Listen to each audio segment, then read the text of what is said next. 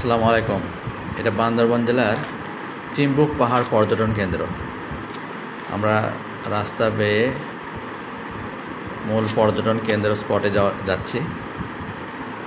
দেখেন সুন্দর একটা জায়গা, রাস্তাটা অনেক সুন্দর, যদি হেঁটে উঠতে খুব কষ্ট হয় কারণ ঢালু রাস্তা, তারপরেও মজা লাগে। এই যে আমরা উঠে এসেছি করবো তো, ওপর দিকে যাচ্ছিলাম আগে পর্যটন কেন্দ্রে। দেখেন লেখা